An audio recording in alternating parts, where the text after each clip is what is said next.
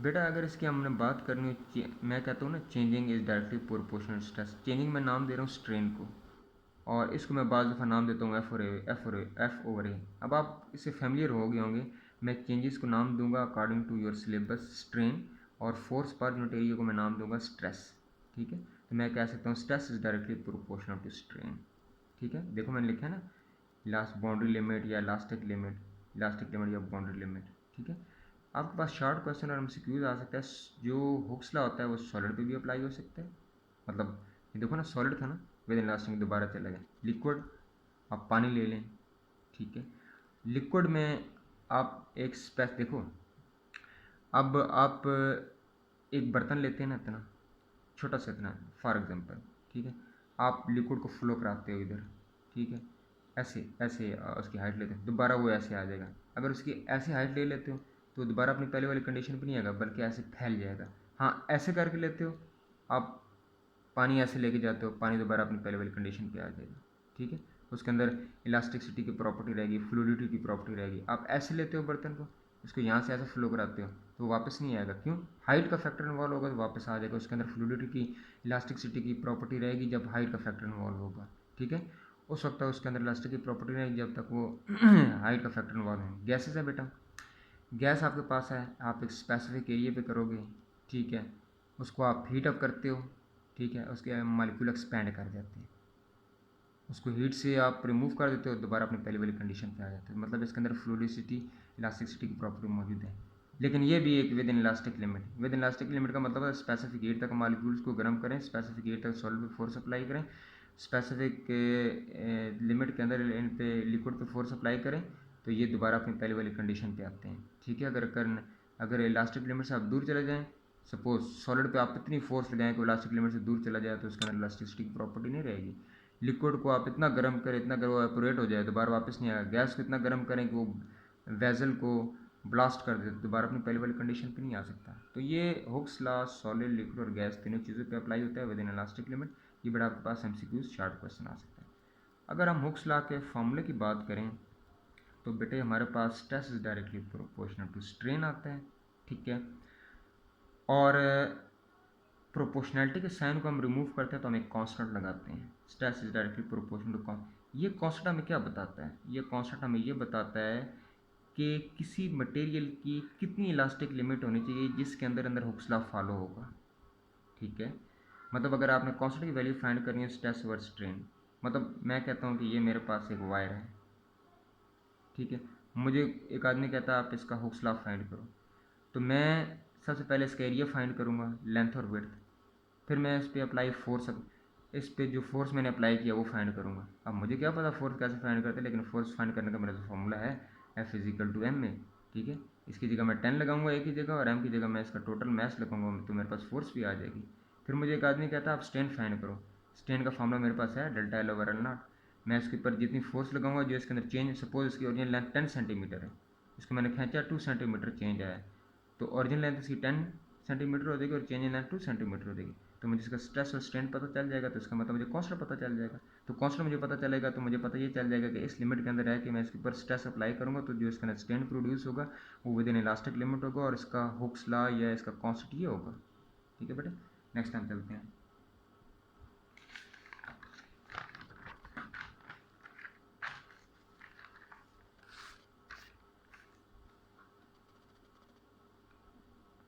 Next बेटे आपके पास आ रहा है, मैंने ये लिखा है depends upon constant how much force applied on the body to produce changing in the body shape length और वन। कांस्टेंट हम ये बताता है कि हम किसी बॉडी पे कितनी फोर्स अप्लाई करें विद इन इलास्टिक लिमिट, तो वो stress is directly proportional to strain होता है। ठीक है, कांस्टेंट में मिलाता है इलास्टिक लिमिट।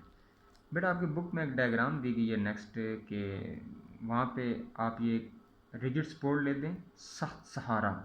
ठीक है, ये बेटा आप एक हेलिकल स्प्रिंग ले लें, उसके साथ मैस या वेट हैंग कर दें।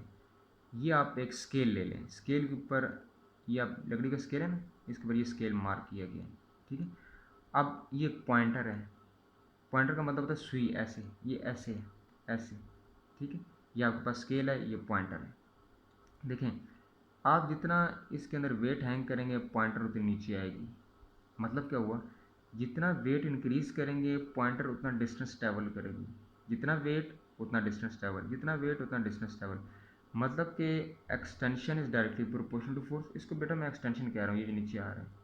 तो एक्सटेंशन को मैं एक और नाम देता हूँ, चलो मैं एक्सटेंशन नाम देता हूँ एक्स का, और ये मेजर की जाता है मीटर में। तो मतलब ये हुआ जितनी फोर्स अप्लाई करेंगे उतना बॉडी डिस्टेंस कवर करेगा, उतनी एक्सटेंशन उसके अंदर आएगी। तो मतलब ये हुआ F is directly proportional to D. ठीक है, extension is directly proportional to F, extension is directly proportional to weight. उसके बाद बेटा हम डिस्कस कर लेते हैं ग्राफ को। ठीक है, ये मैंने कार्टेशियन कोऑर्डिनेट ट्रेस किए हैं, इनको हम कोऑर्डिनेट्स कहते हैं। इन स्पेस में किसी शेप की वेरिएशन को, किसी शेप की चेंज को विद रिस्पेक्ट टू टाइम या with respect to other constant find करने के लिए हम स्पेस में एक डायग्राम बनाते हैं, कोऑर्डिनेट्स का सहारा लेते हैं। That coordinate is called Cartesian coordinate. इनको भी कार्टेशियन एसिस कहते हैं। साइंटिस्ट ने ये एक तरीका इन्वेंट किया था जिसकी वजह से इसको कार्टेशियन कहते हैं। CERTIS है कार्टेशियन, सी कार्टेशियन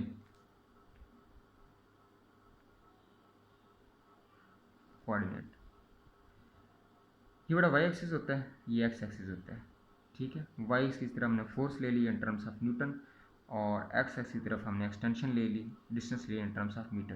देखो, आप किसी बॉडी पे फोर्स लगाते हो ना, ये फोर्स आपने अप्लाई की तो उसके अंदर इतनी एक्सटेंशन है, जितनी फोर्स अप्लाई की उतनी एक्सटेंशन। फोर्स अप्लाई कर रहे हो, ये देखो फोर्स आप अप्लाई कर रहे हो ना, तो एक्सटेंशन भी उतनी आ रही है। फोर्स अप्लाई कर रहे हो, एक्सटेंशन भी उतनी आ रही है, तो ग्राफ बिल्कुल सीधा जा रहा है। फोर्स अप्लाई एक्सटेंशन इतनी, फोर्स अप्लाई एक्सटेंशन इतनी, फोर्स अप्लाई एक्सटेंशन। लेकिन आप इतनी इस पर फोर्स अप्लाई कर लेते हो कि इतना एक्सटेंड हो जाता है कि एक ऐसी लिमिट आती है जिसको आप इलास्टिक लिमिट कहते हो, उस लिमिट से आगे वो बॉडी टूटना शुरू हो जाता है।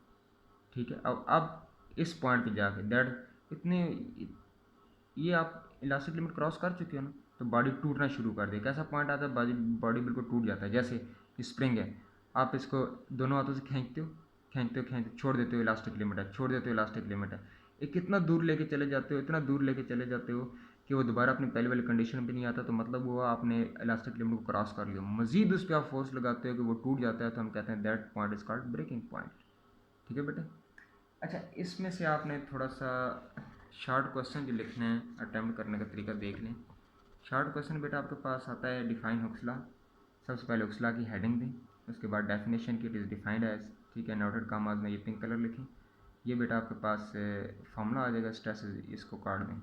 Stress is directly proportional to strain, stress is equal to constant to strain, stress is equal to constant. ठीक है, और उसके बाद बेटा एक डेफिनेशन है व्हाट इज इलास्टिक लिमिट, वो आप स्टार्ट करें यहाँ से कि इधर ये डेफिनेशन है सॉलिड से लेकर लिमिट तक, ये आपके पास डेफिनेशन है इलास्टिक लिमिट की। इसके लॉन्ग की क्वेश्चन की अगर हम बात करें तो लॉन्ग क्वेश्चन अटैम्प्ट करने का सबसे बेहतर तरीका ये है कि सबसे पहले लिखें डेफिनेशन।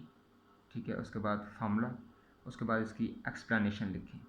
ठीक है, एक्सप्लेनेशन यहाँ से पहले एक्सप्लेनेशन की हेडिंग दें और यहाँ तक लिखें एक्सप्लेनेशन। ठीक है, उसके बाद ये डायग्राम की हेडिंग दें। ठीक है, डायग्राम बनाएं। उसके बाद नीचे लिखें Hooke's law is applicable to all kinds of deformation and all types of matter. ठीक है, ये लिखें। उसके बाद डायग्राम की हेडिंग दें, ये बनाएं। 7.24 काट दें, डायग्राम के नीचे लिखिएगा फिगर ग्राफ पर 4 सेकेंड। फिर उसके बाद नीचे डायग्राम के नीचे फिर यहाँ स्टार्ट करें, सॉलिड से लेकर ये लास्ट तक लिखें। ठीक है, और इसमें भी आपने ये 7.2